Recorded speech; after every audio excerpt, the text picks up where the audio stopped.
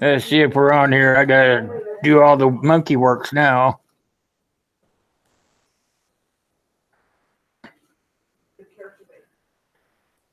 Did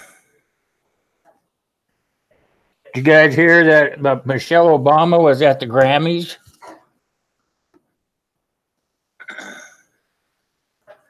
Oh, yeah, we got some people in here. Michelle Obama was at the Grammys. There we go. All right. We had some technical difficulties, you guys, but we're in now. I'm going to try to get the chat where I don't have to look down, you guys. So just give me a second. Try to find it for us. I get the chat box up.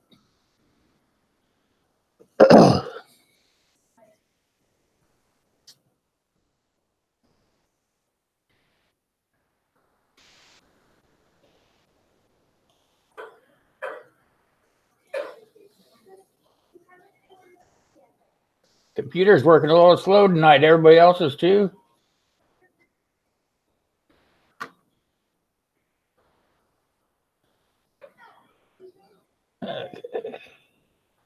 Computer's working a little slow tonight. Everybody else is too.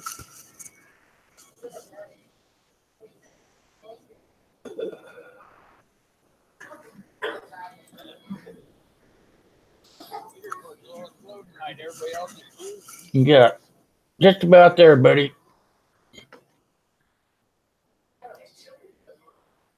I see Digger's in here. Yeah, just about there, buddy. Google Hangouts. There we are. I see Digger's in here. Just about there, buddy. Google Hangouts. There we are. See Digger's in here. Okay. Hey, Will, I just have to go with that until I get it working. Will, you need to mute your YouTube. Yeah, I know. That's why you keep hearing your echo. Okay. Will, I just have to go with that. I hear you. Get it working. Will, you need to your. I got it, Bruce.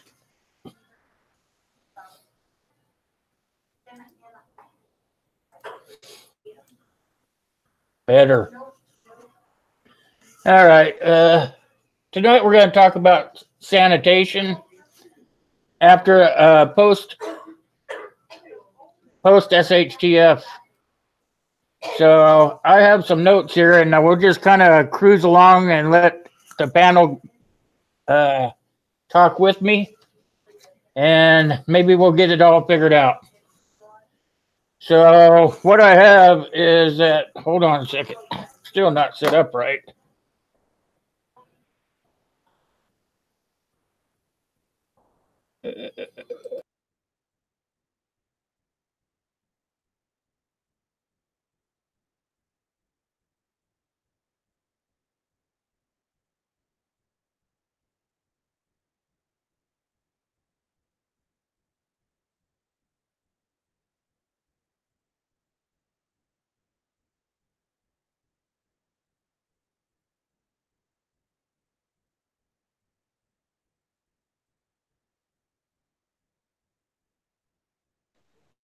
Will, you muted yourself. There. Can everybody hear me now? Yep, you're good now.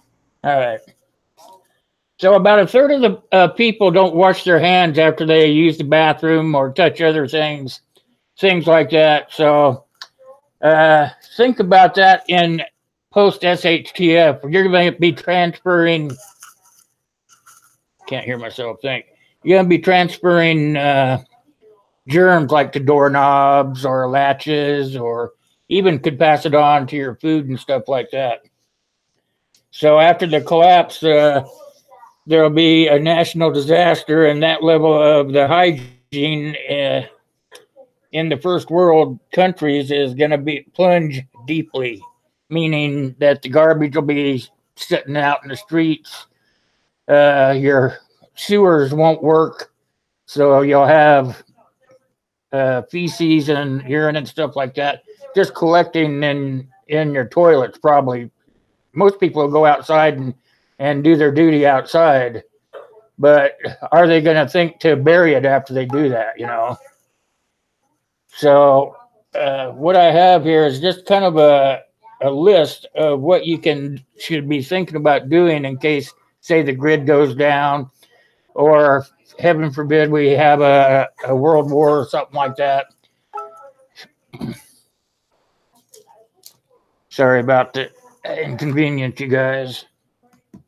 Got kind of flustered. So with no tap water, it'll be very hard to keep your living space and their bodies clean, you know. So I come up with some things that if there's no water, many people will collect and drink contaminated water, which means they'll become sick also. And I'm going to leave that part to Bruce. I'm sure he'll bring that up. Why don't we just go with that right now, Bruce, so I don't forget. Talk about the contamination of the water and stuff after the collapse. Okay. One of the things you got to worry about after the collapse is going to be, of course, chemical agents and different contaminants getting into water. So for no reason should you ever, for any reason, unless you absolutely know everything that is upstream of where you are, you should never take water directly out of a stream or a river and just drink it. To be safe, what you always want to do when you're in the field, no matter what, even if you think the water's okay, it's coming from a mountain and you don't see anything up there, you still, to be safe when you're in the field, filter your water and also boil it. That's what we always did in the Army. We would filter it. We had filters that they gave us. But on top of that, we would also boil the water, because that's the one way to guarantee you're going to clean the water. So the filtering would get all of the contaminants, the heavy particles, stuff like that out of it, and then killing everything in it. Once you boil water, you're good to go. Now, if you have chemicals in it, then you don't have a filter that will do that, will not filter out chemicals. You don't have charcoal in there or something. Then you need to make sure that you're doing a filtration that has charcoal in it as well. You're not going to know what's in the water, though. So the best bet is to always, no matter what, pre-filter your water, filter it through a good high-quality charcoal filter, and then boil it. That way you're positive. You've taken 3 steps to make sure you're not going to get bad water.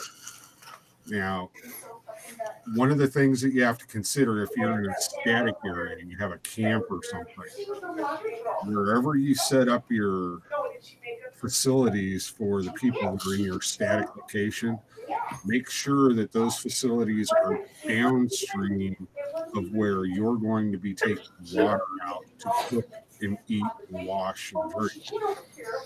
Because if you have it upstream, all that eventually is going to seep in through the dirt, and there may be a little filtration that happens, but all of that is going to eventually filter into the stream. And you also have to worry about that with animals. That's why I said the triple filtration or the double filtration and the boiling is where you want to go. Is there any specific question you had on that, Will? Well, I know that I know for sure that you need to boil your water. No matter how you filter it, you still need to boil it.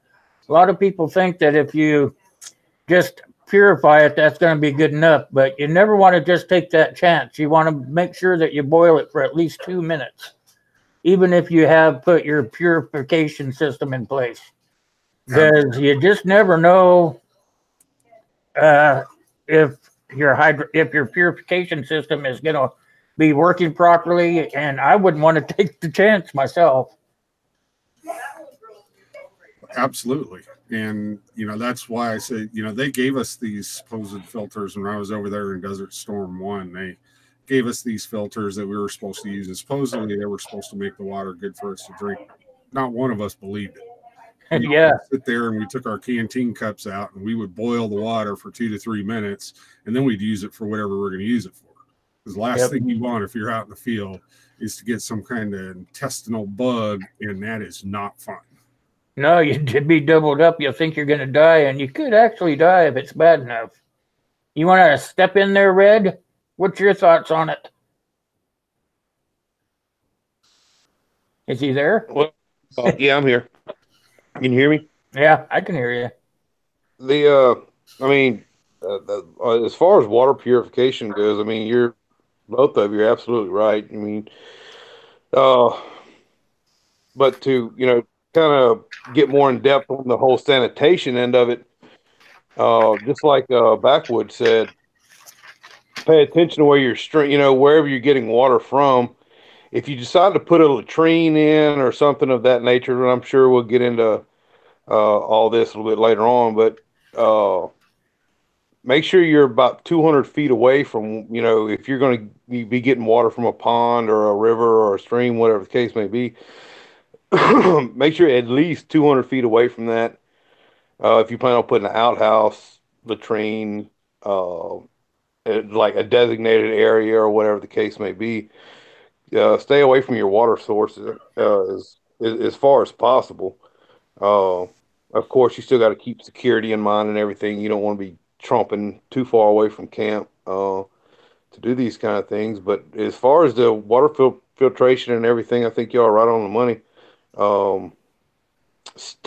I did a, excuse me, not trying to plug my own channel, but I did a water filtration add-on per se to the Sawyer system on my channel. And what I did is what Backwood said was I added the charcoal to the filter system. So like that's going to be, a priceless item right there in a grid down situation, SHTS situation, what have you, is activated charcoal. And just for that reason of being able to pull the chemicals or the pesticides and herbicides and all these other asides out of your drinking water. And it's fairly cheap. It's really not that bad. You can pick it up from any store that, sells goldfish stuff, any kind of aquarium equipment. You can pick it up there, that activated charcoal. Very, very good thing to have on hand. It is. Also, I don't know if you guys know about it, but in a pinch, you could actually use sodium permangate. I don't know if you guys know it, but I did a video on it for fire starting. It is a fire starter, but in dire circumstances, you could use that. Just use a few grains of it in a glass of water, and it will purify it. But I still say you have to boil it for 2 to 3 minutes. I wouldn't trust anything without boiling it. They said something in most of the articles were all the same, and they said something about life straws or what are those other ones, Berkey or whatever, where you could fill up a container. But I would, even if it was a grid down, I don't think I would trust a life straw. I might trust that Berkey thing that you set up and you can pump it out of a creek or lake into a bag. Then you could take the bag and pour it into a pan and still boil it. But still boil it no matter what. I'm afraid of what they would put in the air if we were to be at a war or something like that. Even a hurricane, you're going to get contaminants in the water no matter what. Berkey, there you go. Thank you, Kaylin. But yeah, certainly boil it afterwards for sure. Absolutely. And one thing to note that's a huge difference between like the Berkey and your Sawyer water filters. The Sawyer water filters use those little straw type things inside of them, and they work very efficiently. However, if you were in a cold weather region like you and I are, Will, if you put water through there and you can't get every drop of water out of there, they will freeze.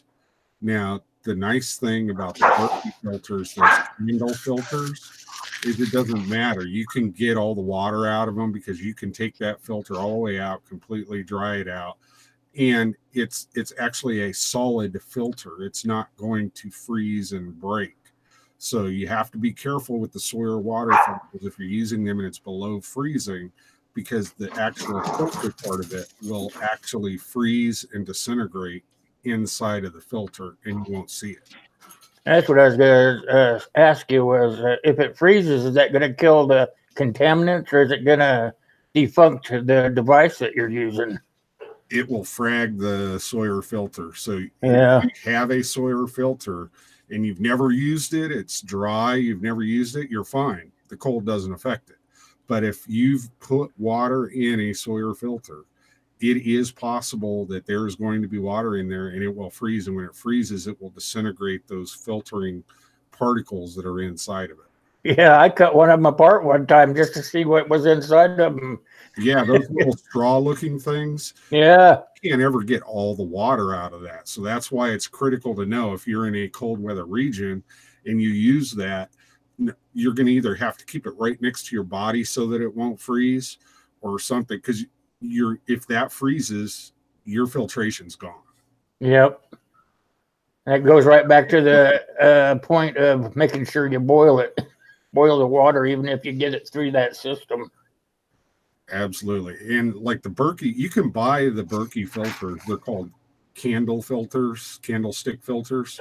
You can buy those at Home Depot and Lowe's if you want to. Heck yeah, I've seen them in there. And you can make it out of one of the Lowe's 5-gallon buckets. Rural Readiness, Nina did it for one of the people that was doing a closure gap thing. And I mean, you could put 4, 5, 6 of them in there if you wanted to. And the ones that you buy at Home Depot and Lowe's are not as expensive as the ones you get from Berkey. And that's because you're paying for the name there. They're made out of the same stuff. And you can even get the additional, pH or charcoal filter that goes on the bottom. You can build it exactly the same way Berkey builds theirs. Yep. So anything else, Red, from that? I got from there, we'll go right on to garbage. No, that's good. That's all good stuff. Now on the garbage, you guys, if the grid's down or we're in a terrible situation, trash is going to start building up pretty fast because you're not going to have the guy coming and taking it away for you. So you should, one of the very first things when you form your group into a community, whether it be in a small town that with empty buildings or whatever, you would still want to make sure that you go 400 or 500 feet away from your buildings and create a landfill for yourself. And another thing about that is when you put the trash out of your house into a bag, double bag it, because that will ensure that if the inner bag breaks, then it's still not going to contaminate, say, water running down the street or whatever like that, you know. So these are some of the things that they talk about. You know, it's very easy for the trash to get out of hand. You could have it building up in people's homes. It could be sitting outside their doors. You want to make sure that they're not doing any of that, because it could cause something like the plague. The plague could come back if you get too much of that garbage laying around. I could just imagine that, you know, when I was doing the research and everything on it, of people just taking the bags and setting them out on the porch or out in the dirt or whatever that's going on. And then you still got your rodents and stuff coming along and getting into those sacks so that they can survive. And pretty soon you've got garbage thrown all over the place, you know. So it's very important that one of the first things you do is make sure that you are getting your sanitation for your water, and make sure that you have a place to put your garbage that's not right in town. You know, you're going to be creating work parties anyway, you know, for different jobs going on, so everybody can start kind of putting things back together. So one of the things you want to do is make sure you got a garbage man. Somebody's carrying the sacks out of the town, you know, and putting them in a safe place and not uphill from the town either. You don't want it any way of it to come back down into the city, you know, and start contaminating people, and everybody start getting sick from it. Absolutely. And the other thing I would suggest is, depending on what your threat assessment is at the time. If you don't have a threat, if everything's relatively calm and things are not really going sideways too bad, burning your trash is going to be the best way. The actual garbage, burn it. Yep. Take a little diesel, toss it on the pile, let it burn, and get rid of it.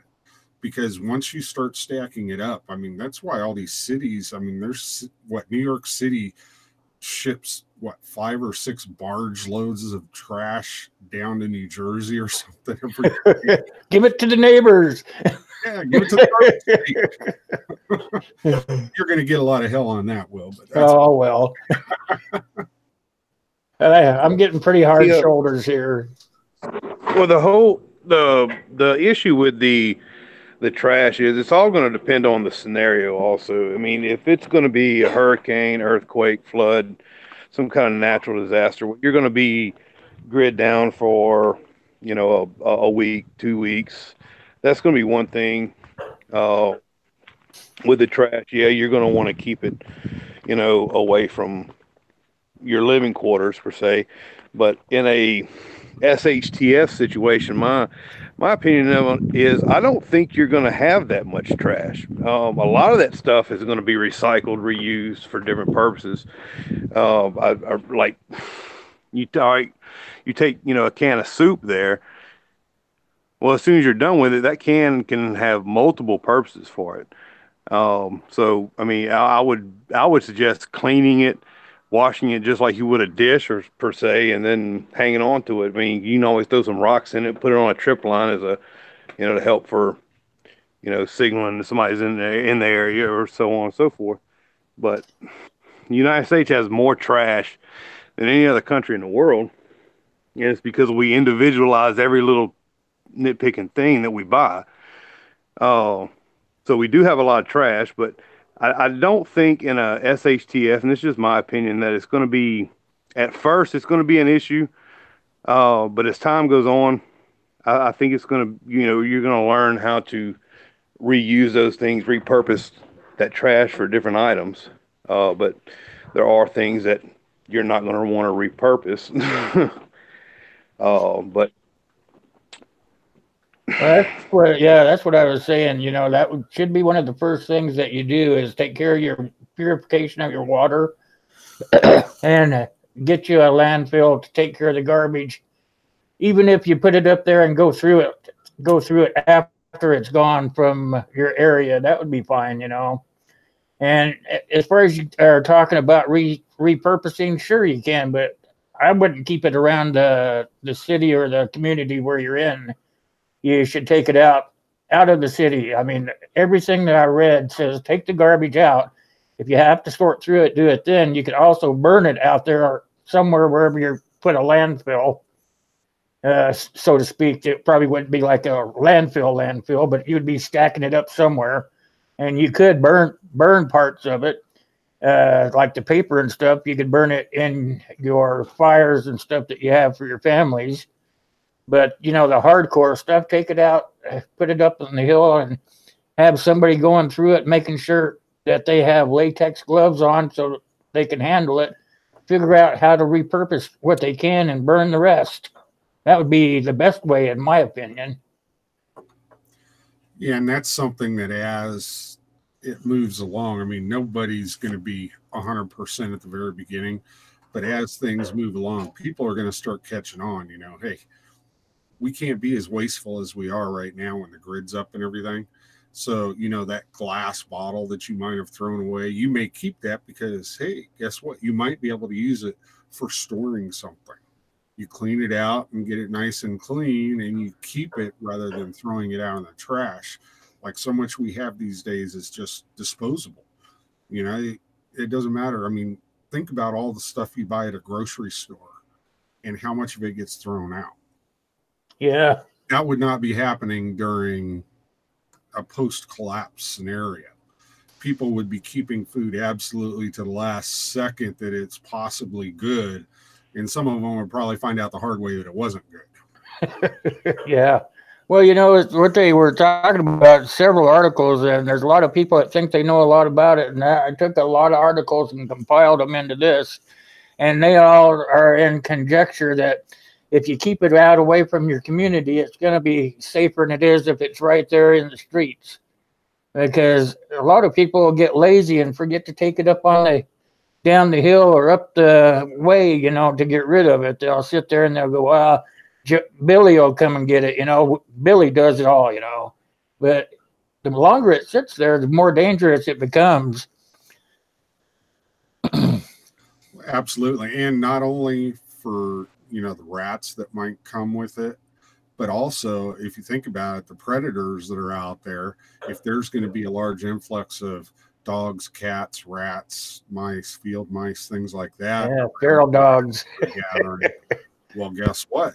All the predators are going to come in because they're looking for food too. So now you've created another problem for yourself as well. And if all the people start getting sick from the germs and stuff being created, then just the stress from being sick will change their attitude, everybody will start breaking down their mental process. And then you got big problems there. Everybody's going to be at each other's throats. Well, yeah, and there's not a whole bunch you can do about that. I mean, at the very beginning, there'll be like a little lull where everybody's still trying to figure out what's happening. And then when people figure out, oh, hell, power's not coming back, the grocery store's not opening again, that's when people are going to start really freaking. Because a lot of people, as we say a lot of times when we're having these discussions, a lot of people, they're lucky if they have 2 or 3 days of food in their house at any time, let alone before an event happens. That's part of it. You try to teach the people what to do, but if they don't use the knowledge that you give them, then they're kind of sitting on the back burner saying, oh, we'll just live off of Will or good old backwoods law down there. He's got enough to feed all of us, Then you've got real problems, Then you say no to them, and then what happens? They go get some buddies to come get what they want, I ain't got nothing, so. I ain't got nothing either. No, nothing I'm telling about anyway.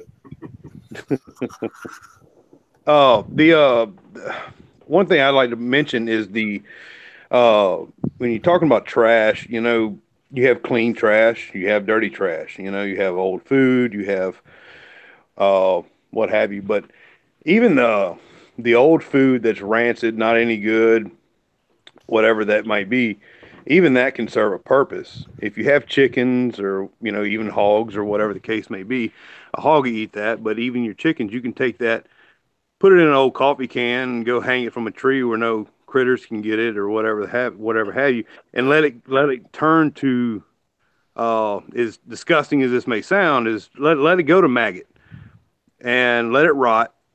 Let the critters and the little bugs and everything get all over it. And then you feed that to the chickens. Now, you talk about a protein boost for your chickens. They're going to start laying eggs like they know tomorrow. And so, I mean, everything has a purpose. Everything has a purpose, yep. Right. I mean, the majority of the trash, I mean, even if it's, let's say you're in an urban setting and you decided to bug in, take some of that clean trash that you don't have anything to do with, throw it out there in your yard, make your place look like it's ransacked, run down, it's already been looted or whatever the case may be, to kind of help deter, someone like, okay, let's go there. It's well kept up, it's maintained, there's somebody there, so I mean, it's all in your imagination, what you can pull up. But I mean, yeah, keep it sanitary. You don't want, the rats and everything else, because that's going to be a major issue there. If you get that, you get that problem, and then rats get into your food storage or whatever the case may be, then you've got real issues then. But it all goes, like you said, it's the whole sanitation. You got to keep that separated and just use your common sense about it. Exactly. It kind of goes back to that 10 things we did a couple of weeks ago, where everybody has a job to do and everybody pulls their weight, If you do that, then everything should fall in place.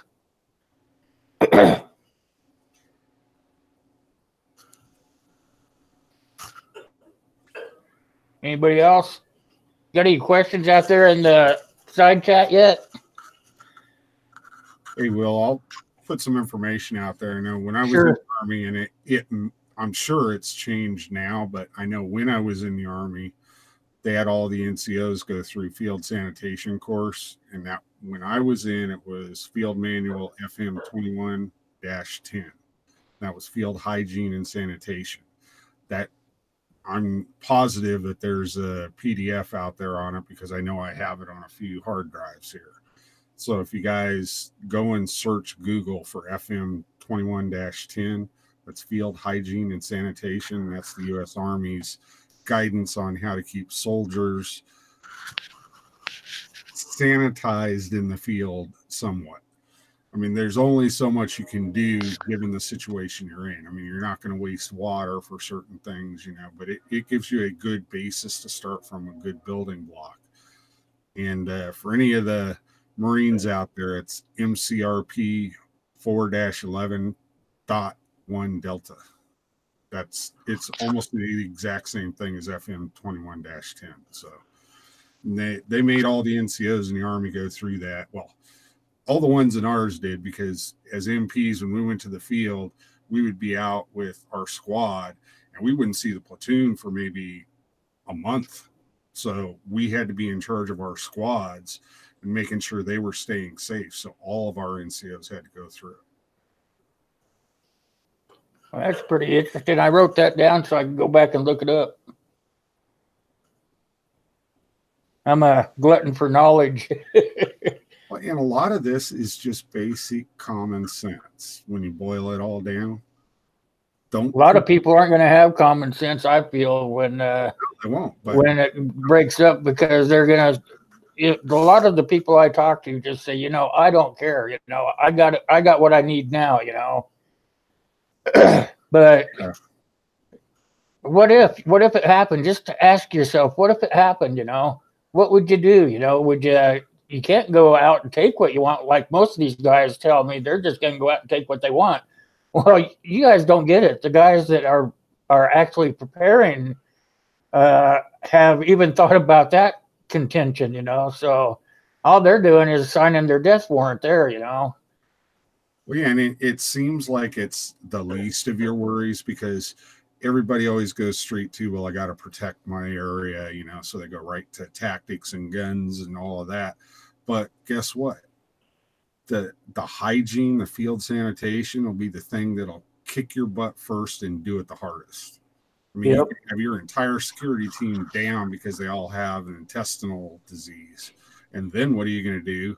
Because that's the exact moment, because Murphy knows when you're screwed, that's when he shows up. That's a true fact. I have a question for Backwoods. You being the NOM vet, I had read an article. NOM vet, I wasn't in NOM. Hold on, I was the one in NOM. Oh, you were the one in NOM. Okay, all right. Will, I apologize. My apologies. Well, either one of you might be able to answer this question. I had read an article years back about showering and a grid down scenario. And being in a first world country as we are, hot showers, hot baths is just the norm for us.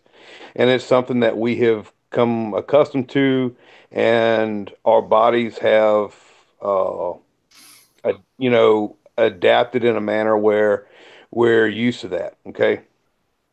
Going from a hot shower every day to, let's say, a cold shower, is there any changes there? Like, because the article was talking about how when you became used to the hot water to cleanse you with, and whatever that does to your body over time, where you've gotten used to that, to go into a cold shower, that sores and stuff like that would possibly happen. Is there any truth to that in y'all's experience? I'd never run across it. I jumped in a lot of cold water. I never got sores from it. I've never had that or heard of that. I mean, a lot of times when we were over in the desert, we were just taking, water and putting it into a little bucket, and that's how we would wash up out on the field. You Right, but having a lack of hot water to bathe with, you didn't see like you didn't see any kind of change with having a lack of hot water versus using cold water. your bath goes a lot faster, I'll tell you that. You're in and out. There's none of that jerking on anything. Your Okay. bath goes a lot faster is what it is. I mean, so I could see potentially if somebody was, just wanting to say, okay, I'm getting this done, they may not clean their hands as well or something. But typically what you want to do is when you're in the field, before you eat a meal, just like your mom always had you do, go wash your hands. Don't be stupid, because if you get an intestinal bug out in the field, it sucks. And I saw people that if you think MREs are going to save you, MREs will impact you quicker than they. Oh yeah, they'll impact you. We had guys get impacted over a Desert Storm, and that was not funny. These guys ended up having to go to surgical hospitals to get the impacted intestine cleared. That is not fun. So you eat MREs, you damn sure better be drinking 2 canteens of water, or you're going to be hurting. Right. Well, Mo Mellow Leather seems to think that taking a cold shower is healthy. It strengthens your immune system, and it triggers something in your body. That came out of the side chat. But I remember That makes sense. I remember going out and camping. When I camped, I would set up a shower, on a tree. You're not getting no warm water underneath that tree. You're getting a cold shower, And it's like Backwood Law said, you don't dilly-dally in there. You get wet, you soak down, you rinse off, and you jump out, Yeah. Sugar Creek brought up what I was just going to talk about. They sell solar showers. It's a little like PVC plastic vinyl shower. It holds 5 gallons. We've got 2 of them here. All that you do is you put water in there. It's a black vinyl plastic. You lay it out in the sun for the entire day. You hang it up, and guess what? You got a warm shower. It's not like hot, but it's fairly warm water. I mean, it feels a lot better than taking a cold bucket and dumping it on you. Yeah, no kidding. Right. You could fill that bucket up with warm water. You could heat it on the fire or something. Right. Yeah, I mean, that's what they used to do in the Old West. They'd put in some cold water, and then you dump in the hot water, and you have to even it out, but they just do it in like a big tub. Right. Black water hose zigzagged across your roof. Yeah, that works. Also, you get about 300, 400 foot of it is gravity fed. You'd have to get you a little pump, a little 12-volt pump or something like that, running off a car battery, what have you, to pump it up there. But I mean, that would be sufficient enough for a quick hot shower too.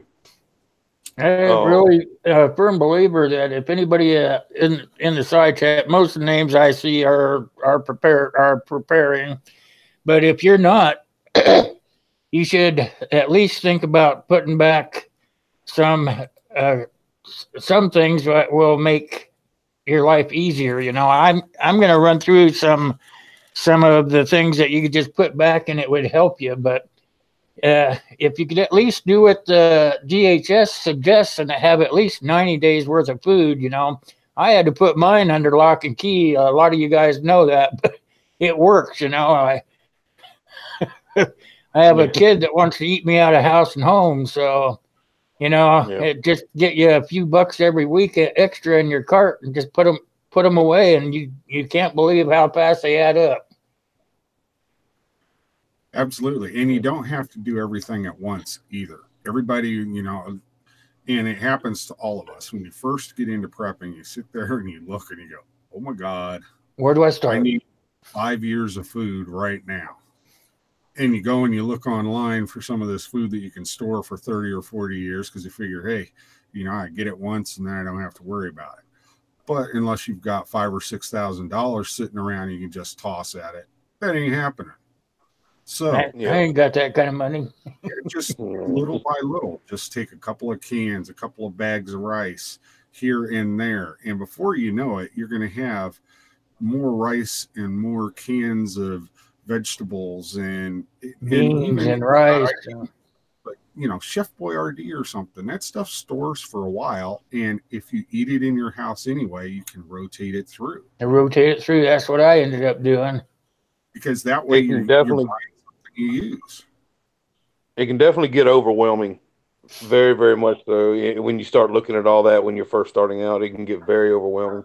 It can. That's why you have to just kind of do it a little at a time so it doesn't overwhelm you. But it's hard at the beginning. I remember when I started putting stuff back, it's hard because you're wanting to get as much as you can right away, but it don't pay that way.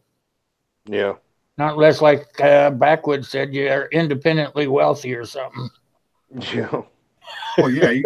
One thing I found out that helps me is, and without trying to say too much, is I have two different bug out locations per se, and each one of those require a certain amount of prep.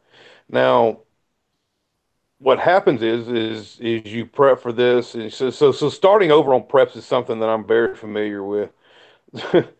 Good or bad, in a good or bad situation there. I've tried different things that didn't work and so on and so forth. But anyway, start off small. It just go buy you a small shelf, like like Walmart or IKEA or whatever has.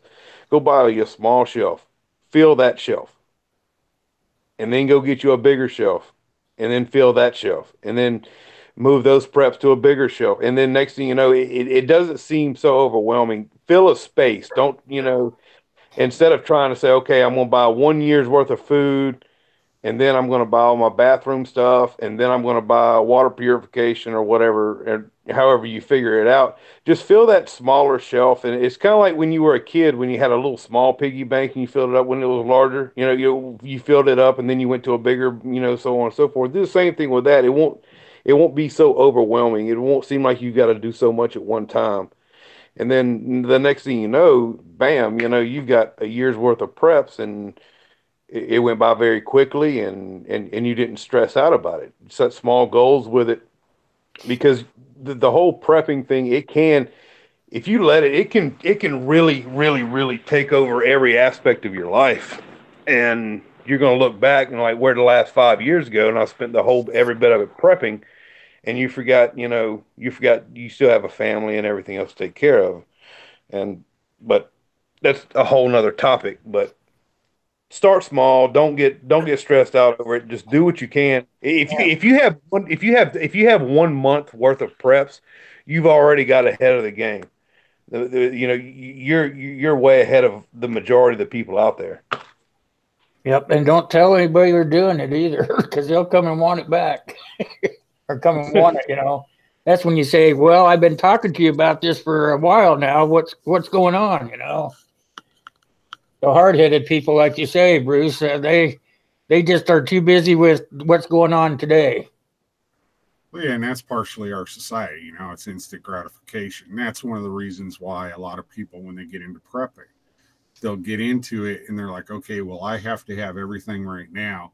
And then they sit down, and if you sit down and you want to be completely prepared and ready to roll, I mean, unless you've got, a good couple, $3-4 million, because you're going to have to go buy a bug out property, you're going to have to buy a bug out vehicle, you're going to have to get all of the stores to go in there, you're going to need weapons, ammunition, you got to have gear. I mean, if you just sit down and say, okay, I'm going to be prepared and I'm going to do it in 1 day, yeah, it's not going to happen.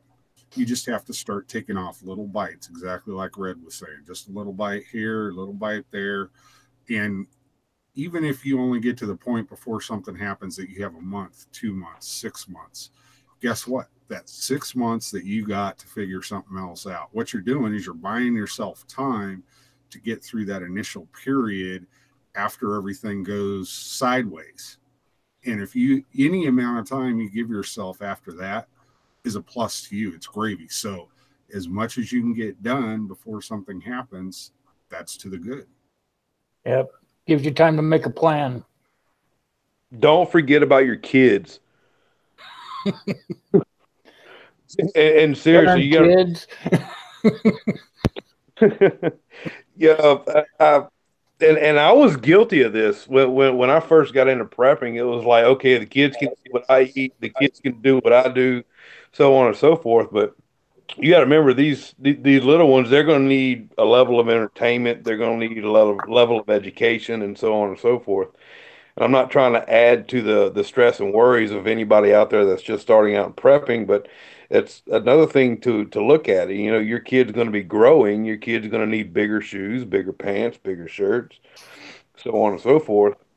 That's going to be something else to think about, you know, and you're not going you're still going to want to continue your kid's education, even though that, now you're teaching it, or there's someone in your group going to be teaching your kids. But oftentimes that's something that's often overlooked. Um, and it's not that we necessarily forget about the kids. It's just that You kind of want to thing try to doesn't. make kids be kids for as long as they can.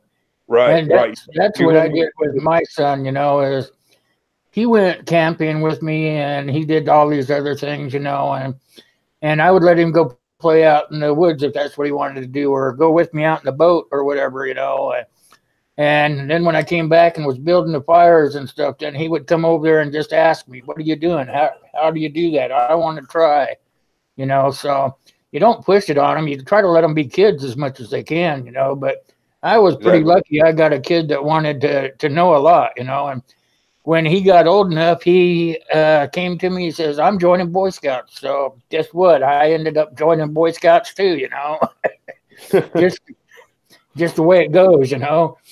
But Yeah, he not all kids are going to be like that. Let kids be kids as long as they can. exactly. Exactly.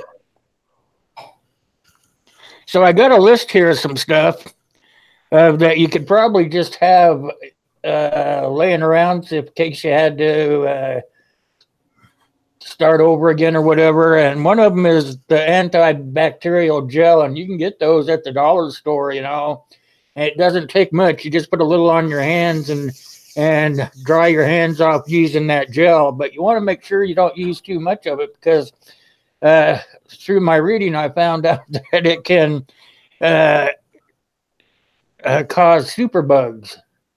So if you use too much of it, like put a whole bunch in there, well, if a little's good, a lot's better.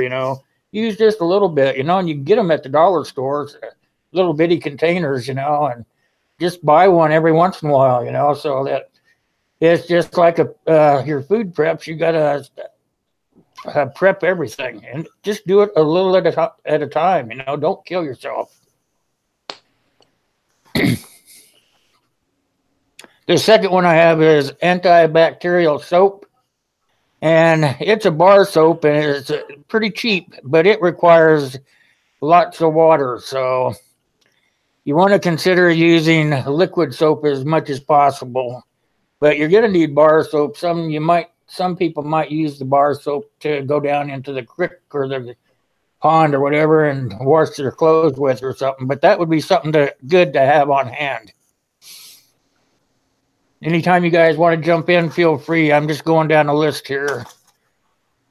The next one I have is antibacterial wipes, because you don't want to really do use a lot of rags for the stuff you're cleaning up. You want to use something that you can use once and burn, so that those the bacteria and the germs are getting done away with. And the next one is baking soda. It's not just for food. It can be used to make shampoo or toothpaste or things like this. You might want to consider buying those little bags of flossing picks, because they're inexpensive, and you can just throw bags on a shelf, because you want to make sure you take care of your teeth in that situation, because what happens if you get a toothache and have to have your tooth pulled? Who's going to do it for you? You're going to have a dentist in your group? I don't think so. Pair of channel locks would work, yeah. That's what I was thinking when I was reading it. Oh, just see somebody in my mouth jerking it out, So you want to take care of your teeth, and baking soda will help you do that. It also will tell you that you can make the shampoo by using 1 part of the baking soda and 3 parts water, and that'll make you a shampoo. So baking soda is fairly inexpensive. I'm not sure I'd want to have a lot of bottles of shampoo laying around. I'm thinking that would be another one of those superbug things. I'm not positive, but I'm pretty sure it makes sense to me. And then if you want to make toothpaste, it's 2 parts baking soda and 1 part water. And I remember many times using baking soda to rinse out my mouth or to brush my teeth when I was out in the woods, because I wouldn't carry any of that stuff with me. But I could sit there and mix up a little bit of the baking soda the little woman brought, and brush my teeth, which comes to the fact of making sure you have a few toothbrushes in your preps, okay? Because you can do this, but how long is that going to last? You're going to say, bah, humbug on that. Anything to add, Bruce? Red? It's a lot of common stuff. Think about what would make you comfortable after, the electricity's off. And if you think about that, the stuff that would make you comfortable just being in your house if the electricity was off is going to be stuff that you're going to want if everything goes sideways. It's going to be the same kind of stuff. You're going to need to have blankets, clothes, food, water, things like that. It's all stuff that you're going to need if the power goes out or if everything goes sideways. If you think of it in that fashion, and it's easier, I think, to sell the better half, the wife, whoever, if you explain it in that fashion rather than, I'm getting ready for the nukes to drop on our butts. Sit there and look at you, roll her eyes. And that's how I got it. That's how I got it to work here. But that's how I got it to work here, because that worked better than the other way. She just laughed, Right, because if you make it something that they can relate to, then you have a better chance of getting your partner to go in on it with you. And when you got 2 heads knocked together to go make a plan, it's always better than one. No matter how smart the one is, there's always something and a different point of view that other person has that's going to make your preparations better. And it doesn't matter what their education level is, because that's the one that's probably most of the time taking care of your house if you're out at the job, right? So she's going to know a lot more about toilet paper and how much you guys use and things like that. She's going to know the home-based stuff where you're going to be like, oh, I never thought of that. Yep. Happens here all the time. And that's probably the one that does your cooking too. So, if she knows, hey, we need this stuff because these are our staples, then make sure you get some of those and just sell it that, hey, guess what? We're in an area where in the last 20 years, there's been 8 tornadoes. So guess what? This is in case there's a tornado, or we've had 30 floods in the last 15 years. This is in case there's a flood and we can't get water. That brings it closer into something they can relate to as a woman to say, oh, well, yeah, that's right. I need to protect my family. Gotta take care of the kids, yep. Then it hits them, One thing I like to do is and this is where I get a lot of my information at, is I like to look back at what they did before there was running water and power and so on and so forth. Look and see what the pioneers used. You look and see what and you can also go and look and see what these third world countries are doing as an example of some of the things to do or not to do. How do they deal with everyday things, as far as, sanitation goes or prepping goes or so on and so forth. What was it? One thing I want to try to make here soon is some biltong, which is drying meat without any kind of, smoker or anything like that. It's an African type of thing, but it's something I'm looking into now. It's pretty interesting, but pemmican, is that what you're thinking about? Huh? Are you thinking about pemmican? That's what they make they made staple out of it for the older, back in the 1800s and stuff. Some meat mixture that would last forever. It's like a dinosaur of meat, but they would take it so they could eat on it. It has a lot of protein in it. It's like rendered fat, I believe, isn't it? It has some rendered fat in it, and you can put like, I don't know, I was going to do a video of it, and then I got to looking at the ingredients going, holy cow, do I want to do this, I might have to try it again, but it's got a lot of stuff in it, and it's lasts forever. It'll last forever. I think it's because it's got that lard in it. I've never heard. Yeah, look it up. There's it's on the internet. Pemmican, PEM double M, I think, ICAN. Correct. And they also have videos here on YouTube that show you how to make it. If you just type in pemmican, they'll show you. There's actually YouTube people that were making it to use for like backpacking or extended stay trips that they were going, very lightweight, like on the AT trail or something. Yeah, it's a hard staple. It lasts virtually forever. Yeah. The way they talked about it in the article I was reading, it's like a dinosaur food. It lasts that long. Yeah. So another thing I have on the list is bleach, and make sure it's not the scented kind. Make sure it's the unscented kind because it has a longer shelf life.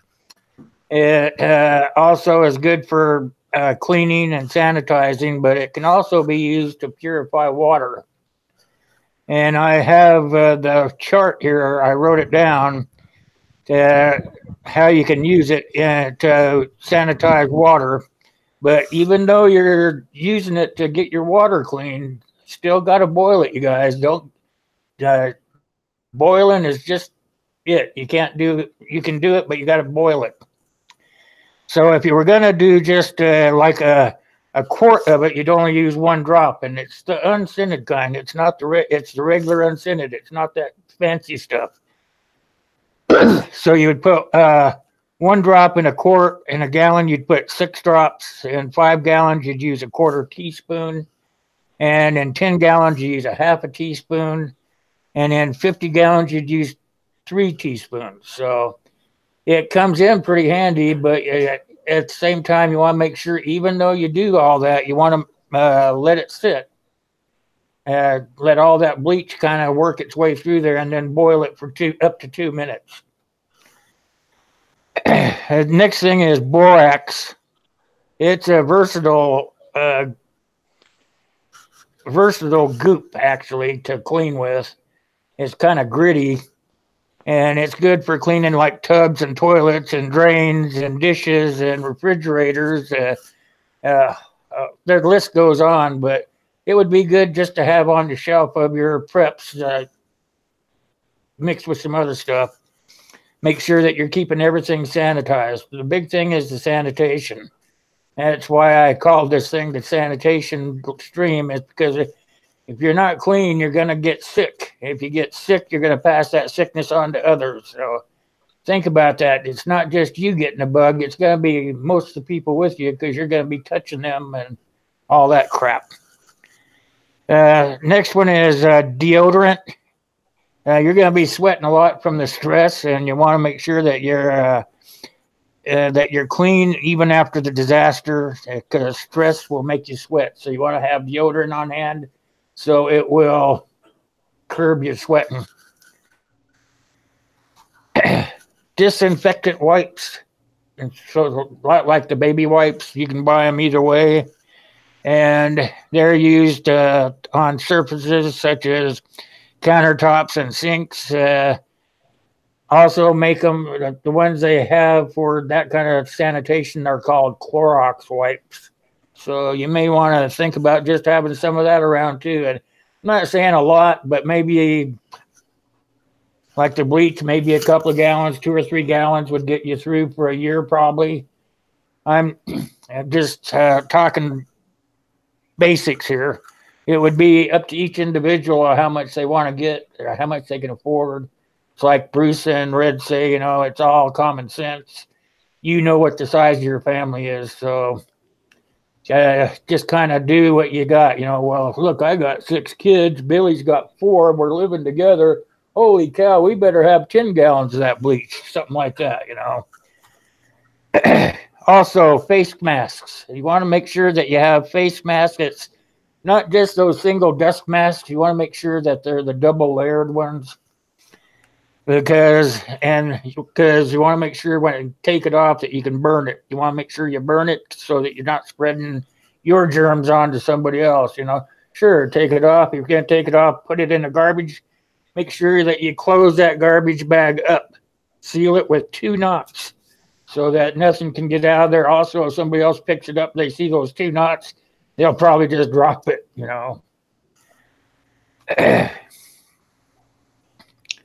So this comes back to make sure that you're sanitizing your hands after you do all these things. Say you're taking your mask off. I think if you watch Hooples, he shows you he's a nurse. He shows you just to touch the bands and pull them off gently like this and put them into a bag, tie it up. But that's not. That's another time. Yeah. Also, you want a good thing to have is feminine hygiene pads. It's for the obvious thing, but it's also good for other things like make good fire starters, or you can use them to plug off water spills or whatever. They can come in various sizes and shapes, so imagination runs rampant on that. So everybody needs to just have some. There's going to be women out there anyway, so maybe they'll collect the hygiene pads for us, huh? They work great on bullet wounds too. Bullet wounds, yep. I've actually done that before. Actually, that's not a true statement. I am an EMT and I've been through all of that training. The only thing that we use them for on the ambulances is to mark where there's a bullet hole. If somebody has like 15 rounds that they've been hit by, we might use it for marking so that we know, okay, that's the next one I got to go to. But that is not going to do any good for you for a bullet wound. If it's the only thing you have, use it, but it is not effective at a bullet wound. Trust me. You wouldn't be able to press, just keep pressure on them until somebody came that knew what they were doing. If you have a GSW, what you need to do is, number one, you need to be trained in first aid at least. Okay, don't go in thinking just because you've got gear you're going to be able to save somebody's life. With the gunshot wound, you actually should pack it with gauze, because the gauze is not going to stick to the living material that's around the wound structure. Uh-huh. The actual tampon itself, if you use that for a gunshot wound, will actually stick in the wound itself. Well, that's not good. Well, yeah, remember, you're not going to have a surgeon either. And Yeah. all of that stuff that sticks is going to become infected. And then you really got problems. So Yeah. if you use it for a marker so that you know you got to go there so you can pack it with gauze, okay. But do not think that you're going to use a tampon to save somebody's life if they get shot and they have a bullet wound in their arm or something. Yeah, I've already started building my trauma kits. I just wanted to put that out there because a lot of people think that. I mean, you absolutely, if it's the only thing you have, use what you have to have, but that should be the absolute last resort. Don't think that's going to save somebody's life, because it's not. Well, they're only about that big around. Couldn't you just stuff it in there? I'm just kidding. Well, in the way you pack the wound, you're actually, the way you do it, there's a technique for doing it. So that's why I'm saying you need to at least get first aid training, because they're going to teach you some of this stuff. They're not going to teach you how to pack a gunshot wound in first aid. I have two cards. I have the first aid one, and then I have the second one after that, the AED machine and all that stuff. Yeah, and they do teach you a lot. At least you know how to bandage a wound, use direct pressure. That, in a lot of cases, will save somebody's life. Now, if it's, after everything's gone sideways, hey, it's going to be a crapshoot at that point. I'm Even pretty if you sure, have a trained doctor there, because you're not going to have a sterile surgical facility to go to. So even if there's a doctor there that could do trauma surgery on you, you may not live. It's one of those things. You just luck of the draw. You may or you may not live. So it'll become amplified. So another thing I have is kitty litter, and I only wrote down one thing, and that's to cover up your poo. If you have to go outside the group and stuff, most people don't know about leave no trace, And if you're gonna poo, you should dig a hole so you can bury it like a dog, But kitty litter, if you're not gonna dig the hole, the kitty litter would cover it up and keep it from stinking, because most kitty litter is scented anymore. So kitty litter was on the list, and then also the micro towels. I don't know how many of you guys know about the pucks they have. That would be something that you'd want to buy, because they come little bitty balls like this, and you touch them with a little bit of water, and poof, they unwrap into a big towel. So the pucks have just only been out a few years. So if you haven't heard of them, you should probably check into that. Because if you think about it, toilet paper is not on the list because it stacks up. You have to have a ton of it. So it comes back to space and weight and all that stuff, able to keep up with everything that's going on. Those little pucks turn out to be a pretty big sheet. Some of them are bigger than others, depending on what you buy them for. But anyway, that's kitty litter is just for being able to cover up your poo, and maybe somebody won't step in it if they see the kitty litter, But there's a question out there. Oh, I can't see the chat. Tell me what it says. He was just asking if I think he means the anti-coagul or the coagulating blood products aren't good for major bleeding wounds. Oh, yeah. He's talking about the hemostatic agents, your Celox, things like that, bleed stop, those things. They are great. However, remember that those are intended to be used while the grid is up, because a surgeon has to go in and surgically clean all of that out. Now, if somebody's dying, dump the stuff in there, cover it up with a Band-Aid. We'll figure it out later. You know what I'm saying? Is that the stuff there that you can buy like at Walmart, right? That the clotting agent? Yeah, the clotting agents, they're great, but that is for a grid up situation. That's, because you're going to put them in a trauma hospital where a trauma surgeon is going to go in, crack them open, clean all of that crap out of them, because and let me warn you, when you put hemostatic agent on someone, when you start packing it in there, they are going to scream like a bloody banshee, because it burns. It has a heat reaction, and that's actually what helps the clotting to happen. Oh, okay. It is going to burn. It's going to feel like somebody's stabbing you with a hot knife. So just be prepared for that. Know that that's going to happen. So don't just sit there packing this stuff in. Make sure you got somebody on the arms, somebody on the legs, because it is going to hurt like hell. A lot of people don't tell you that. I know one time I was out camping and I put an axe into the ball of my foot, that ball on the side of your foot. And I had some of that clotting agent, and I put that on there, but I forgot to bring my first aid kit. So we covered it up with paper towels and duct tape, but I was right off to the hospital from there. But it worked. It works in a pinch. Absolutely. And like I said, if somebody's going to die, you do what you have to do to save the person in that moment. If the grid's down, everything's gone to hell, and there's nothing else you can do, you do what you got to do, but just be aware that that's not just going to fix them and boom, they're good and they're going to be back up walking around the next day. That's not what's going to happen. And they're going to have a little bit of a complaint when you actually put the stuff in. Probably a little more than a little. Gray man saying that infectious disease coming from biological warfare is another thing to take into account.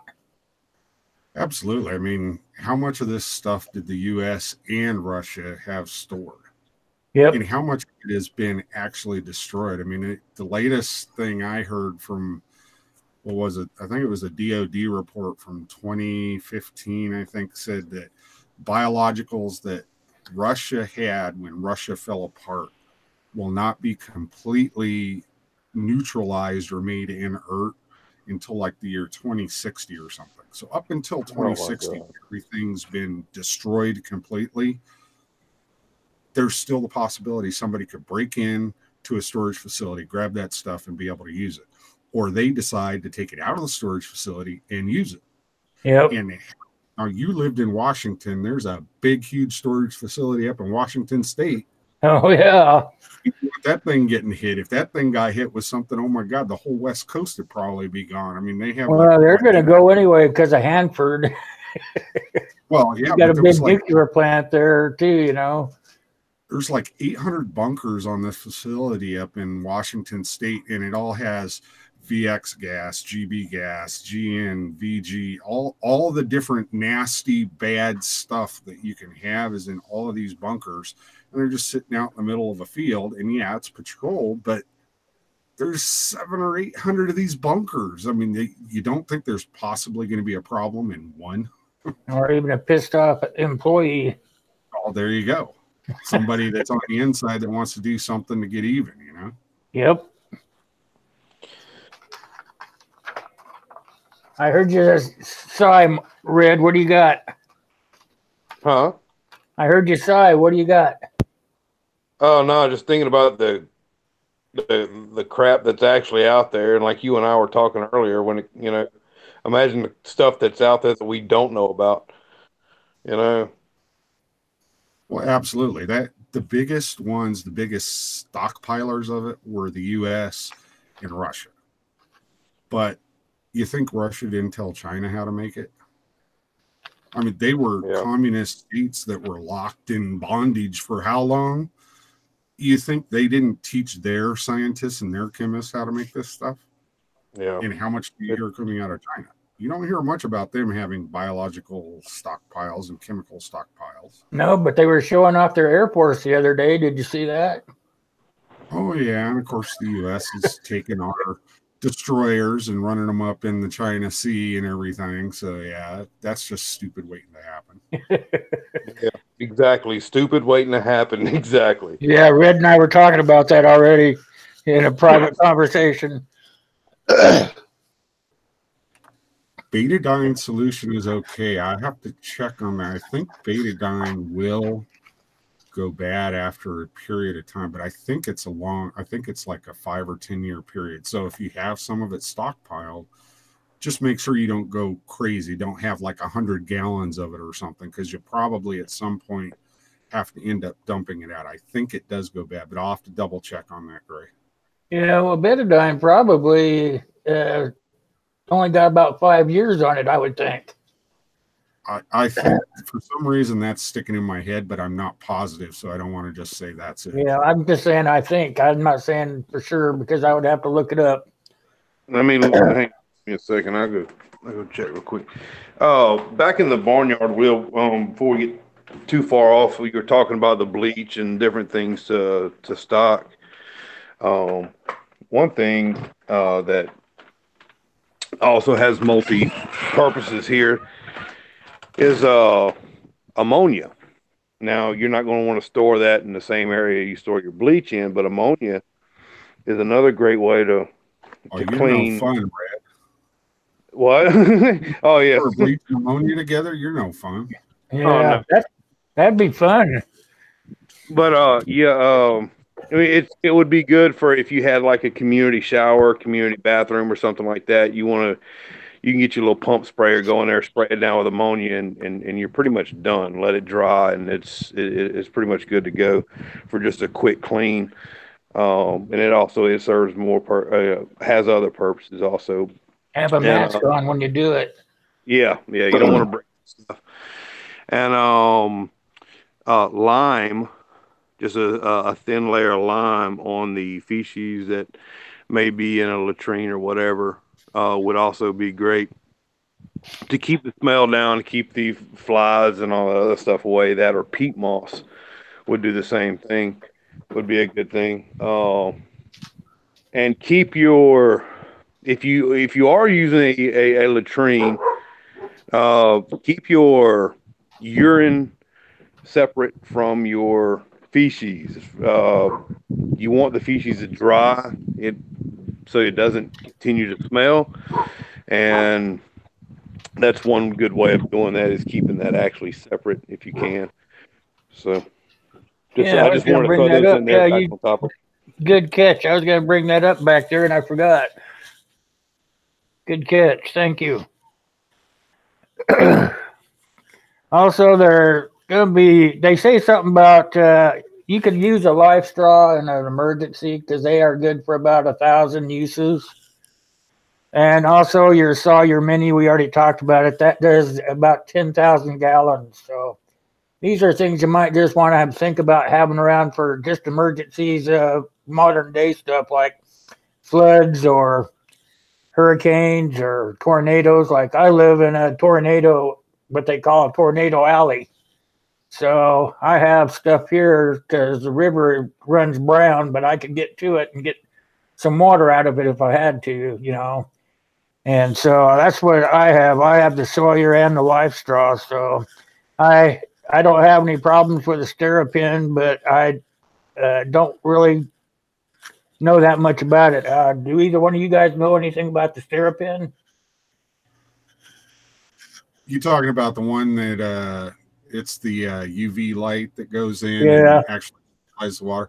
Those are actually good. And some of the higher quality water filtration systems, like you would put in an RV or a home or something like that, a lot of them use it. And what it is it exposes the bacteria to ultraviolet light, which they have already proven. They use ultraviolet lights in our hospitals here in Pennsylvania to destroy all of those superbugs that are out there, because it's one of the only things that they're not immune to. The ultraviolet light is an amazing thing, and they just stumbled across it in a laboratory. I think it was like 10 years ago. They discovered that, oh, wait a second, all of these petri dishes of all this stuff we were trying to grow died. Why? And they figured out that it was the ultraviolet light they had in the refrigerator they were storing it in. Then they just turn around, probably charge an arm or leg, don't tell you they're using it. Oh yeah, if you want one of those ultraviolet light cleaning systems, they're about $300 to $500. Oh man, and it's a triple filtration. It has a pre-filter, a secondary filter, and then it puts it through the ultraviolet light and then pops it out to you. So if you're like using like a rain gutter catchment system with a steel roof, and you just want to make extra sure that your water is clean, you get one of those systems, and the water coming out of it, number one, tastes great, because I know some people that got them, and number two, it is awesome water. I mean, it has that mineral flavor to it. So, you know, it's not like the city chlorine water that you get. It's I don't awesome. even drink that stuff anymore. The stuff that comes out of the tap. I don't like the taste of it. Yeah, and Kaylin is right. It is just a sterilizer. Like if you had a glass of water that you had already filtered, and then you put the Sterapin in it, it will sterilize the water for you. But you have to filter it first, because you're still going to have the heavy particles, the sediments, and things like that. So you don't think that Sterapin means that you just go get a glass of water out of the lake and, you know, it's going to be fine. You would have all that sediment and filtered stuff in there. Yeah, Corsair, no, you wouldn't want it as a primary filter. Unless you had unless you had the whole system, like Backwoods was saying. Right. You wouldn't want that to be like your only way to get clean water, but it would be a way that, let's say you've filtered it through the Sawyer filter, you've boiled it, and then you just want to make it extra sure. After your water's cooled down, just stick that in. I think you only have to do it for like 30 seconds or a minute or something, and it sterilizes the water so that any other bacteria that may be in there is neutralized. But remember, it's not going to filter out chemicals or anything. Kaylin's saying that Sterapin, just the pin itself, costs anywhere from $60 to $200. That's probably, she says that's depending on the mode that you get. Yeah, it depends. They're not cheap at all. I mean, I know the systems like that you can actually put in the RV, and they come with, they're like a regular, like a water filtration system you would have in your house. That's the size of these.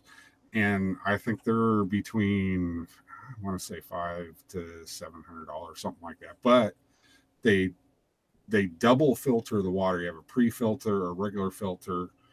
I mean, it's like a 0.01 micron and a That might 0.00. be worth having if you were already at your bug out location, saying Right. you had to leave, you know, Exactly. and you already had it there. That would be ideal then.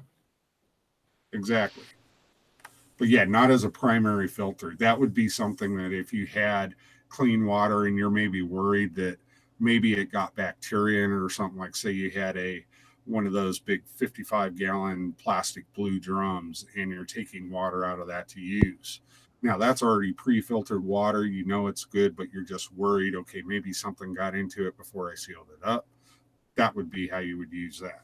Yeah, that makes more sense right there. Yep. All right. So we already covered the next part about the Berkey and everything. We went through that. So I would like to tell you guys that the best thing to do is just to wash your hands regularly, even today. You know, just to wash your hands regularly.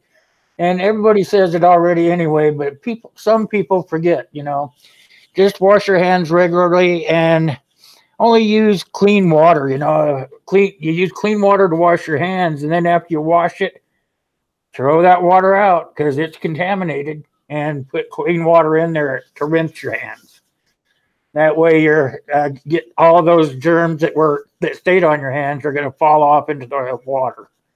And I thought that was a biggie because I realized you know, guilty of that. I am guilty of that. So now it brought attention to me so I can start doing it. And don't raise your hands in the same, rinse your hands in the same water. Okay, keep your clean water clean. All disinfected water should be kept in a thick sealed container. They are clearly marked clean water. That way you're not dipping into the dirty water and getting out clean water. That's just a common sense thing. And you're special, so you can drink that water, okay? Yep. I don't want to drink that dirty water. And then keep your garbage sealed and separate, and use thick trash bags and close them up with the double knot I told you about. And then your dirty diapers should be put in a 1-gallon plastic bag and sealed up, and only one diaper at a time. And put them in a 1-gallon plastic bag and with a Ziploc top if at all possible. If not, like I told you, bunch it up and seal it off with rope or a zip tie or whatever. And all the rotten food does not go in the same bags. That's all put in separate bags as well. What do you guys got for the end? I think that's all I got. Go ahead, Red. Just to touch on a few things.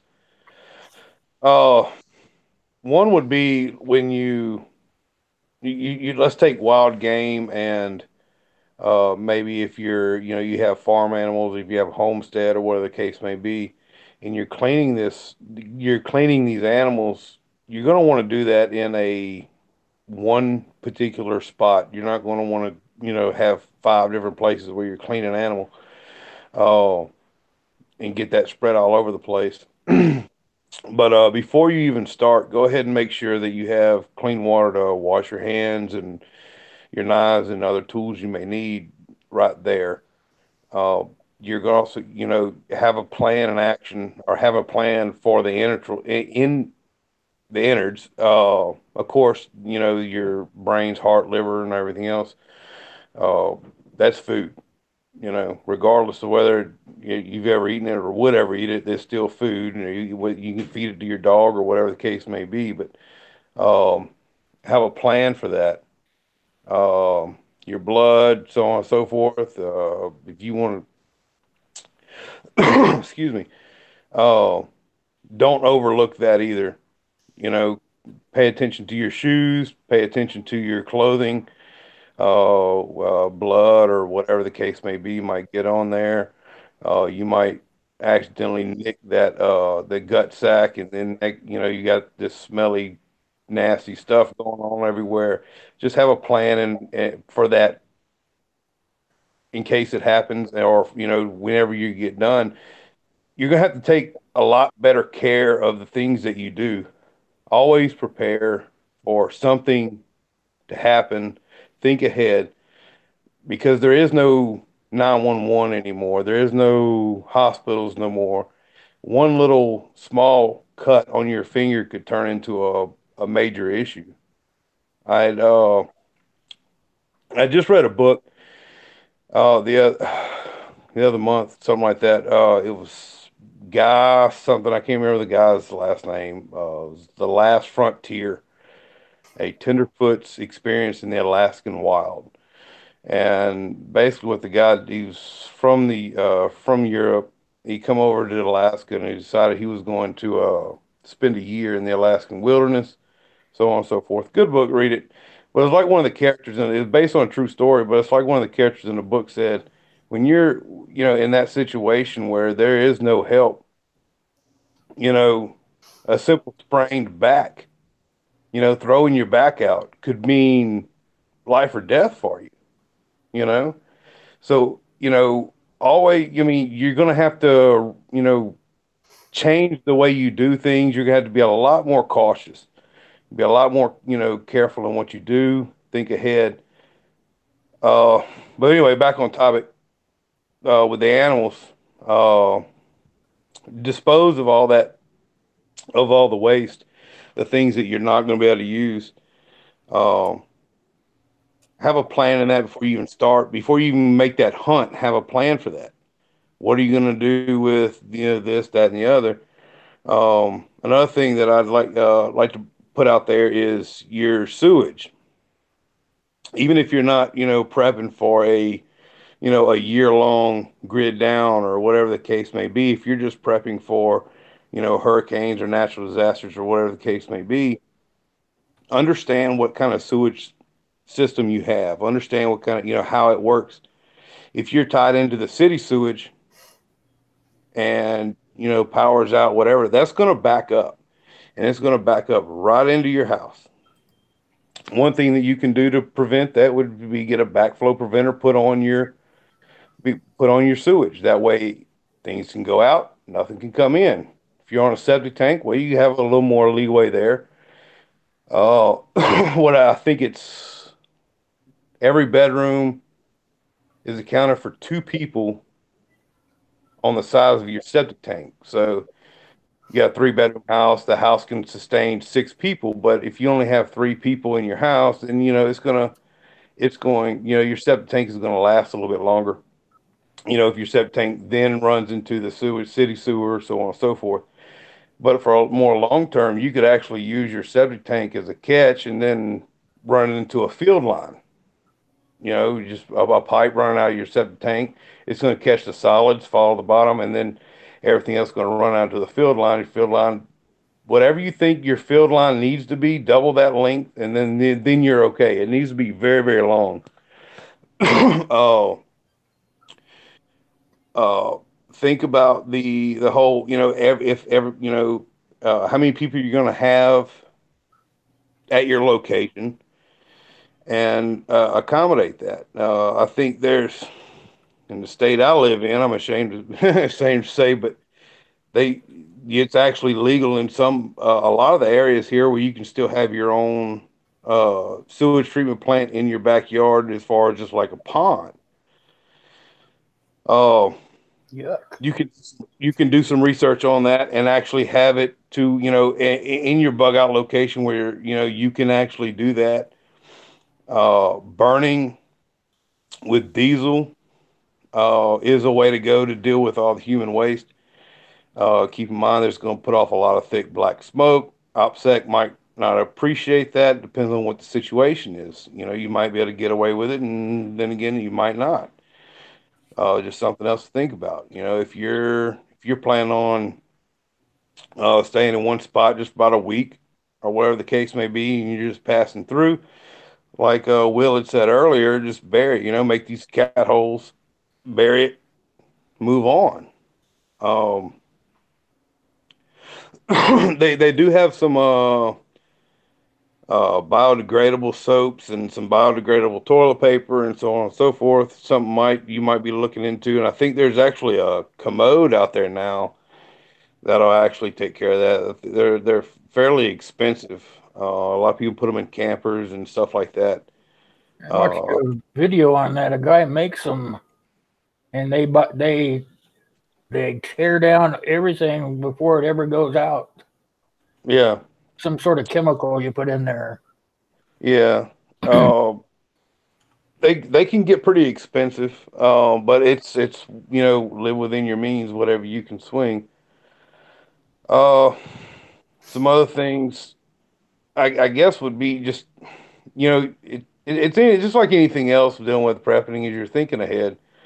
Uh, just like Backwood said, earlier when he was talking about how much toilet paper you're going to use and so on and so forth. You're still going to use all of that. You're still going to need toothbrushes. You're still going to need soaps. You're still going to need toilet paper. You're still going to need Q-tips. You're still, all these other things. And the whole with the uh, baking soda for toothpaste and the baking soda for shampoos. I love prepping things like that have multi-purpose. Because you run out of regular toothpaste, then you can use the baking soda. With the baking soda, like you said, can double as shampoo. You can use it to cook with. You can use it to clean with, and so on and so forth. I mean, the things that have multi-purpose like that, I'm all over it. I really do. Because you never know what might arise, and you run out of this, and well, okay, well, I know that this can double for that. That's that's me. That's just how I am. I like the multi-purpose type of things there. But I mean, you would be quite surprised at how much bathroom sanitation stuff is as far as toothpaste and stuff like that. You'd be surprised at how much you actually use when you actually get to thinking about it and logging it down and writing down. Okay, well, we normally go through this X amount, and when you add it up, you go through quite a bit of it. And I'm sure Backwoods will agree with me. It's just like Band-Aids. You get a heavy wound, you're gonna go through Band-Aids bandages like it ain't no tomorrow. You're like, man, I didn't realize that it would take this much. It really does. It takes a lot. Do your research on these little things and figure it out for yourself. I mean, the information's out there, and It is. you can figure it out. Showering. I come across a great idea the other day was, and they actually you could use it for like a porta can type thing. Would be these little deer blinds. These little folding deer blinds. They're lightweight. They stake to the ground. They're waterproof, so on and so forth. But it'll also give you your privacy. You can move it around. You get a 55-gallon drum with some perforated, punch some holes in the bottom of it, put some pea gravel in the bottom of that, put some boards over it so nobody falls in it. 5-gallon bucket on top of that with a hole in it just for support, for you something to sit on or whatever the case may be. And when that gets full, you can backfill it and move it over 10 feet, and there you go. You can start all over again, and you don't have to build a whole new outhouse or whatever the case may be. It's portable. I thought it was a great idea. They also make another one that's it's an actual deer blind. Forgive me, I forget what the name of it is, but it's actually one you can stand up in. It'd make a great shower. Just run your hose in there. If you're using it hanging from I think it's the Coleman portable shower. If you're using that hanging from a tree limb or whatever the case may be, it's a great way to. I don't think that would be a great idea for long term, but for short term, it's perfect. Uh, and these are all simple things that just what a prepping mindset will bring you to is just by thinking ahead, using different items for things that they weren't exactly intended for is perfectly fine. If it works for you and it's working out fine, then go for it. Yeah, I can't believe I live in a small town, pretty small town. It's got 12,000 people, but there's another town hooked up to it down the way, and so we have plenty of stores, and I always find myself walking into them and just looking around, seeing what I could use as a multi-purpose thing for prepping, because there's a lot of things that you could look at and say, well, they're selling it for this, but I could really think of a better thing to use that for. So I pick up odds and ends, and then I bring them home and I play with them, and then I make videos on them. Yeah, there you go. That's what you do. It's a hit and miss thing. But if you're not hitting, you're not going to miss. Yeah. Got some good stuff going on in the side chat here, I see. Got some good.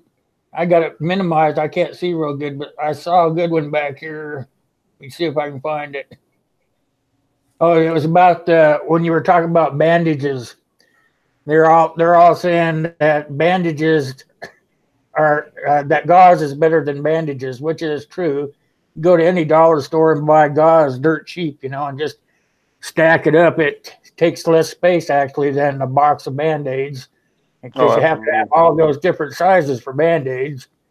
But if you just have those gauze rolls, or they even have gauze pads that you can buy, those would work out a whole lot better, in my opinion, anyway. And apparently somebody in the side chat thinks so too. So I would agree.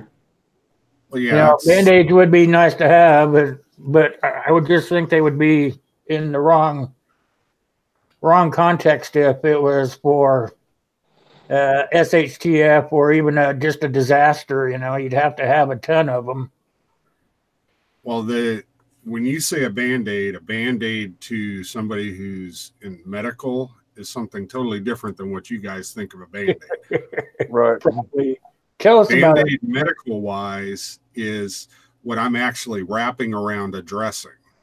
A dressing is what I put on something to stop the bleeding. The bandage is the rolled gauze that wraps around it and I tie off. So that's a bandage to me. And I was going to bring that up, but the rolled gauze, you can get a box of like 24 of them on Amazon, and they're like 4 yards long, an inch wide. And you use that to wrap around gauze that you actually put on a wound of some type to stop the bleeding, wrap that around it. The box of 24, I think, is like $8. Super cheap. And I'll tell you, in the medical kits, if you go and you get a medical kit off a boo-boo bus, an ambulance, what you're going to find in there is going to be more gauze, 4x4s and 2x2s than anything else, because it's basic life support, BLS. If I stop the bleeding, you're breathing, I can throw you in the truck, we can go, you're going to make it, hopefully. Depends on if you have other issues. What would your preference be, Coban or tape?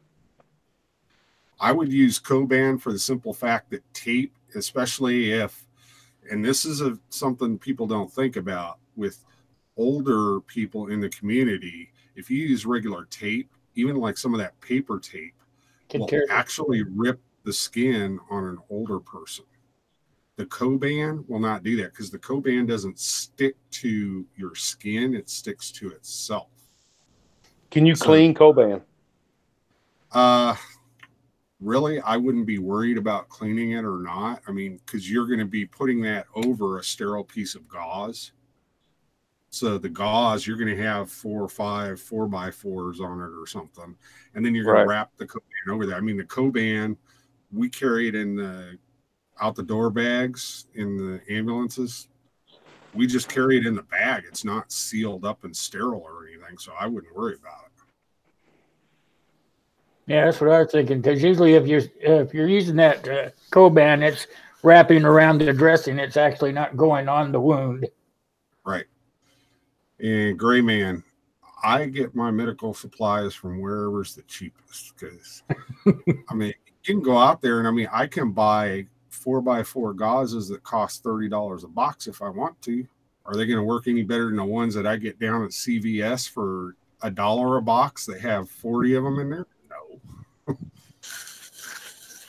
That kind of stuff is very interchangeable. A lot of times what you're paying for when you go to these big medical sites or something, you know, you're going to end up paying for stuff that either, number one, you're not going to need, you're not going to use, you don't know how to use, and you're going to have a brand name, so you're going to pay for that. When if you look and see what's in the bag, if you see the contents of the bag, you go onto Amazon, you can probably buy the stuff on Amazon for a quarter or a half of the price that you pay if you went and got a pre-stocked bag.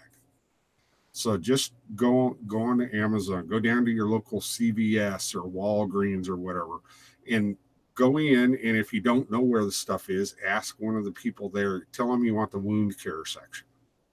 Go in there. You'll find Manuka honey, which is very good for treating any I type love of that stuff. You'll find all the antibiotic ointments. You'll find all of they even have Band-Aids, actual Band-Aids like you guys were talking about, that have the Manuka honey in them to help you heal your wounds that are on your skin. So go look through that aisle in a Walgreens or, you know, CVS, whatever's in your area. Just go look in that aisle. It's called the wound care section. And those are the things you're going to need in order to stop the bleeding, heal a wound, all that stuff. And they're relatively inexpensive. The Manuka honey is expensive because that's raw honey, and they mix it with a special elastomer that the elastomer itself will go bad, and I think it's only good for like a year or two, but the honey itself is still good. So the elastomer may get a little like crystallized or something, but the honey itself is still good. So even if it's expired, you can still use it. Hey, you can get Manuka honey that comes from that, I can't remember, I think it's Australia, that has the Manuka bees.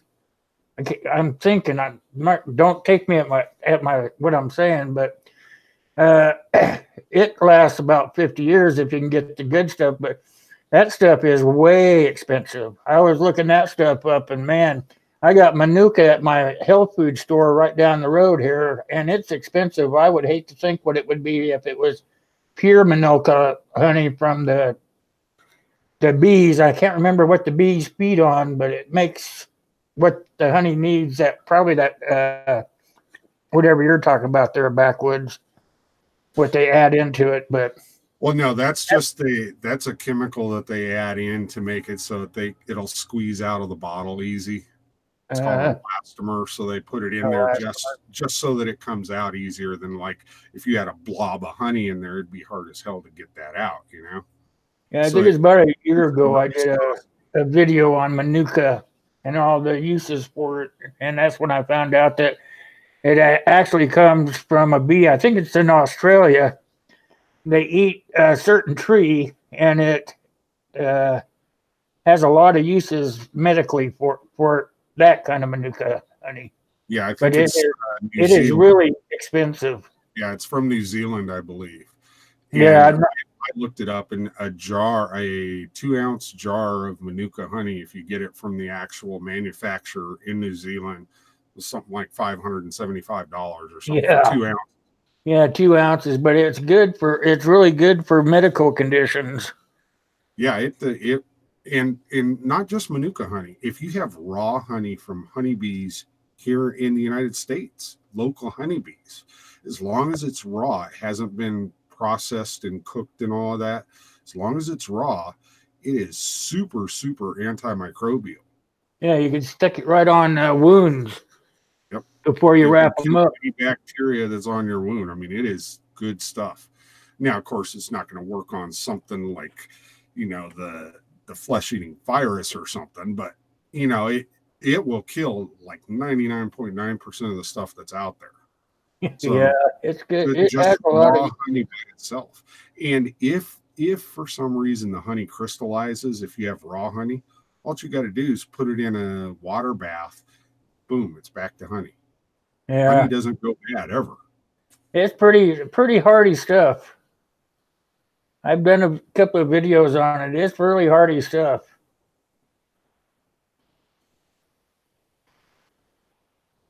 Okay, anything else? Anything from the side chat?